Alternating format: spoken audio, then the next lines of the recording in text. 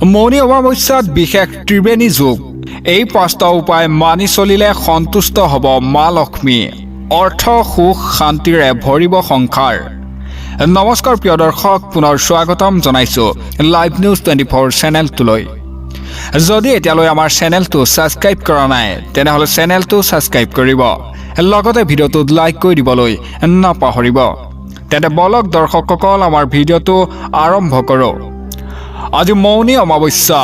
আজি কিছুমান বিশেষ ধৰণেৰে কিছুমান কাম কৰিবলৈ বিভিন্ন পাপৰ পৰা মুক্তি লাভ কৰি 9টা গ্ৰহত শান্তি লাভ কৰিব পাৰি। তেনে এটা ঘৰত দেৱী লক্ষ্মীয়ে বাস কৰে। মৌনী অমাৱস্যাৰ সময়ত ধন সম্পত্তি পাবলৈ কিছু বিশেষ উপায় জানো আহক।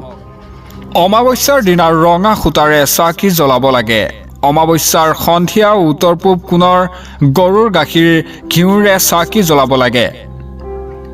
অমাৱস্যাৰ সন্ধিয়া উত্তৰ পূব কোণত গৰু গাখীৰ ঘিউৰে চাকি জ্বলাব লাগে। চাকিৰ বাবে কপাহী সূতাৰ সলনি ৰঙা সূতা আৰু কেশৰ পাত ব্যৱহাৰ কৰিলে দেৱী লক্ষ্মী সন্তুষ্ট হয়। এনে কৰিলে জীৱনত ধন সম্পত্তি লাভ কৰিব আৰু অমাৱস্যাৰ দিনা ৰঙা সূতাৰে চাকি জ্বলাই দিব। ইয়াৰ লগতে দেৱী লক্ষ্মী আৰু শিৱৰ আশীৰ্বাদ পাবলৈ ক্ষীৰ মানুহ আৰু জীৱ জন্তুৰ মাজত বিতৰণ কৰক। ইয়াৰ দ্বাৰা জীৱনত সুখ আৰু সমৃদ্ধি অটুট থাকিব। মৌনী অমাৱস্যাৰ দিনা তুলসী গছৰ ওচৰত চাকি জ্বলাই মৌনী অমাৱস্যাৰ দিনা সন্ধিয়া তুলসী গছৰ ওচৰত ঘিউ চাকি জ্বলাই 108 বাৰ প্ৰদক্ষিণ কৰিব লাগে। ইয়াৰ ফলত জীৱনত শান্তি আৰু সমৃদ্ধিৰ বৃদ্ধি পাব। ভগৱান বিষ্ণুৰ লগতে লক্ষ্মী দেৱীৰ কৃপাও লাভ কৰিব। মৌনী অমাৱস্যাৰ দিনা চাউল আৰু কেশৰেৰে এটা প্ৰতিকাৰ বনাওক।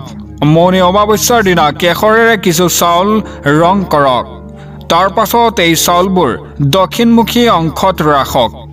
ঘিউ চাকি জ্বলাওক, লগতে পদুম পাহিৰ মালাৰে 11 বাৰ মহালক্ষ্মী মন্ত্ৰ ওম শ্ৰী জপ কৰক।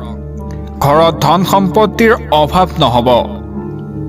News desk report live news 24।